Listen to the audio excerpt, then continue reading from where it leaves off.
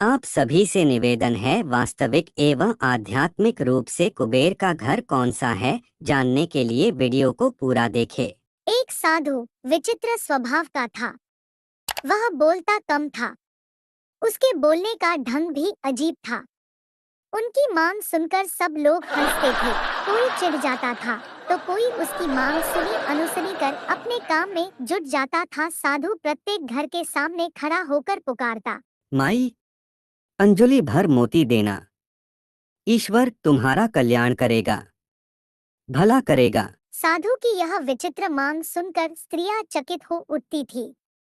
वे कहती थी, बाबा, यहाँ तो पेट भरने के लाले पड़े हैं। तुम्हें इतने ढेर सारे मोती कहाँ से दे सकेंगे? किसी राजमहल में जाकर मोती मांगना। जाओ बाबा, जाओ, आगे बढ़ो।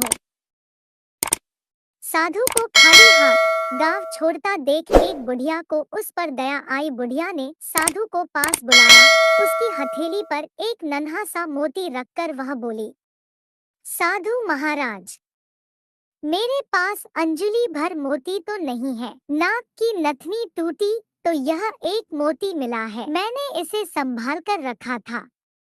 यह मोती ले लो, मेरे पास एक मोती है। ऐसा मेरे मन को गर्व तो नहीं होगा, इसलिए तुम्हें सौंप रही हूँ।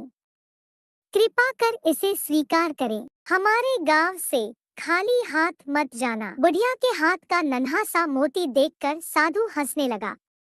उसने कहा, माताजी, यह छोटा मोती मैं अपनी फटी हुई झोली में कहाँ रखूं? इसे आप अपने ही पास रखना।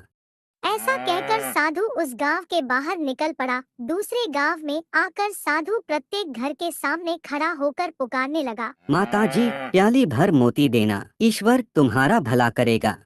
साधु की यह विचित्र मांग सुनकर वहां की स्त्रियां भी अचंभित हो उठीं। वहां भी साधु को प्याली भर मोती नहीं मिले। अंत में निराश होकर वह वहां से भी खाली हाथ जाने लगा।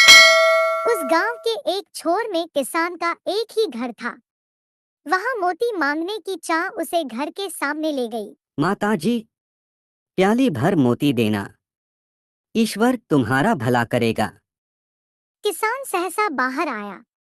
उसने साधु के लिए ओसारे में चादर बिछाई और साधु से विनती की, साधु महाराज पधारिए, विराजमान होइए।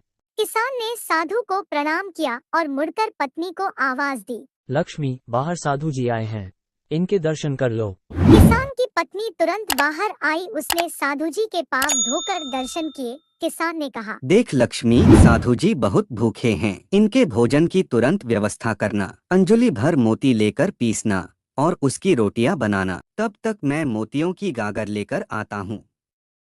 ऐसा कहकर वह किसान खाली गागर लेकर घर के बाहर निकला। कुछ समय पश्चात किसान लौट आया। तब तक लक्ष्मी ने भोजन बनाकर तैयार कर रखा था। साधु ने पेट भर भोजन किया। वह प्रसन्न हुआ। उसने हंसकर किसान से कहा, बहुत दिनों बाद कुबेर के घर का भोजन मिला है। मैं बहुत प्रसन्न हूँ। अब तुम्हारी याद आती रहे, इसलिए मुझे कान भर मोती देना। मैं तुम दंपति को सदैव याद करूँगा। उस पर किसान ने हंसकर कहा, साधु महाराज, मैं अनपढ़ किसान आपको कान भर मोती कैसे दे सकता हूँ? आप ज्ञान संपन्न हैं, इस कारण हम दोनों आपसे कान भर मोतियों की अपेक्षा रखते हैं। साधु ने आंखें बंद कर कहा, नहीं किसान राजा, तुम अनपढ़ नहीं हो, तुम तो विद्वान हो, इस कारण तुम मेरी इच्छा पूरी करने में सक्षम रहे। मेरी विचित्र मांग पूरी होने तक मैं हमेशा भूखा प्यासा हूँ। जब तुम जैसा कोई कुबेर भंडारी मिल जाता है तो मैं पेट भरकर भोजन कर लेता हूँ, जो फसल के दानों, पानी की बूंदों और उपदेश के शब्दों को मोती समझता है, वही मेरी दृष्टि से सच्चा कुबेर का घर है। मैं वहाँ पेट भरकर भोजन करता हूँ, फिर वह भोजन दाल रोटी हो या चटनी रोटी, प्रसन्नता का नमक उसमें स्वाद भर देता है।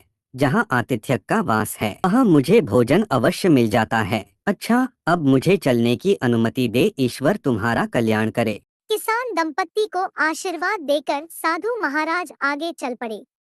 इसी प्रकार के आध्यात्मिक ज्ञान वर्धक वीडियो देखने के लिए हमारे चैनल को सब्सक्राइब करें। साथ ही आध्यात्मिक ज्ञान के प्रकाश को फैलाने के लिए वीडियो को शेयर करें। राम राम सा।